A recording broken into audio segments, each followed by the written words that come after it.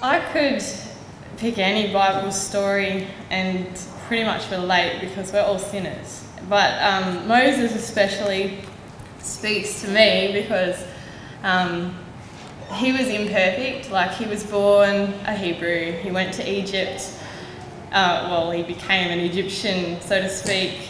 He was trained up right, and he thought that he'd be doing God's will. Like, when he killed that Egyptian that was beating the Hebrew, in his mind he was doing a good thing at the time, but then afterwards he realised he's done the wrong thing.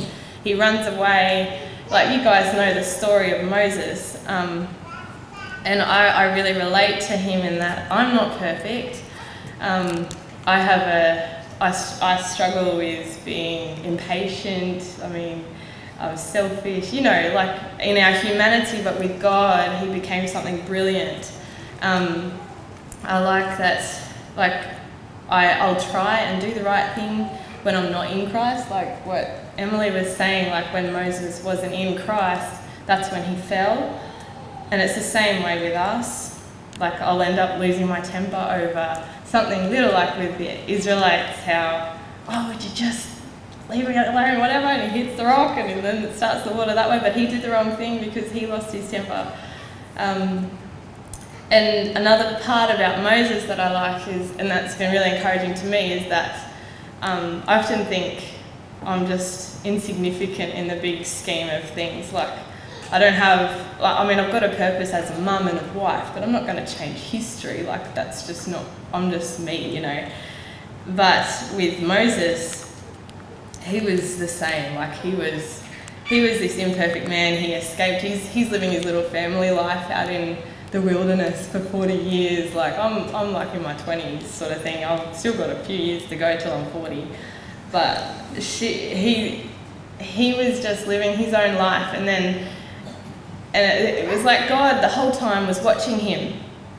And I can relate in a sense, like it gives me that encouragement knowing that God is watching me.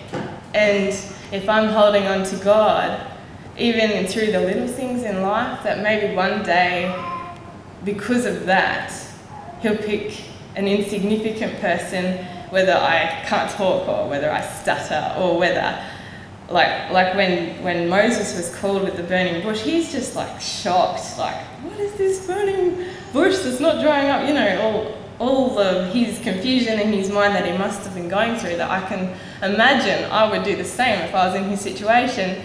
And then God's like, I want you to go free the Israelites. And he's like, in his mind, well, I tried that and now I'm in trouble because I killed a guy, Like, he's sort of, in his imperfect, illogical mind, he can't do it. And that's the same with me. Like, I can't go free, my hometown from sin, Like, there's so much rubbish that goes on in the world that I have this, why doesn't it change? Why aren't we doing something? But if I was doing it in my own strength, I might kill someone, But if I wait on God, like Moses did, and he's like me in that he questions God. He questioned him but I can't talk, but what if they don't believe me? And he's constantly got all these arguments to God, and God's like, what? Who made man's mouth? Who made the seeing, the deaf, the mute, and the blind? If I made that, of course I can change someone's heart, And I just love it how Moses, he's just, after arguing and arguing, he accepts God. He didn't run away. God used him in a magnificent way, and he wasn't perfect through that.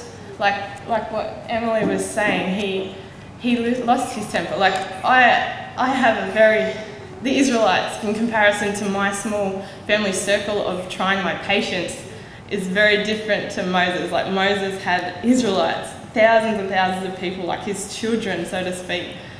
And I get, I can get impatient with, say, my husband over little things, or if I'm tired. But if Moses can do it with God, anyone can do it with God. And that's what I find encouraging about Moses.